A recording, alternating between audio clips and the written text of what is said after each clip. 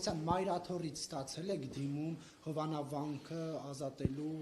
որտեղ մայրաթորն ասում է, որ կարգալույց եղած հոգևորականը զավթել է այն եւ իրավապաներից ակնկալում են, որ այն վերադարձվի եկեղեցուն, նման դիմում ստացել եք թե ոչ։ Որքան տեղյակ եմ, հանցագործության մասին հաղորդում ենք ստացել, բայց ոչ թե մայրաթորից, որքան հիշում եմ, փաստաբաններից բողոք էին ներկայացրել, հաղորդում էին ներկայացրել հանցագործության մասին եւ այդ հաղորդումը սահմանված կարգով ընթացք է լուծվել։ Հիմա այս պահին ճիշտ ասած որքան տեղյակ եմ վարույթ չի նախաձեռնվել։ Եվ կներեք արդյոք ուսումնասիրում եք, եթե իհարկե ձեր կառույցի իրավասության ներքո Եզրաստ Սրբազանի KGB-ի գործակալ լինելու մասին մամուլի հրապարակումները ուսումնասիրում եք թե ոչ։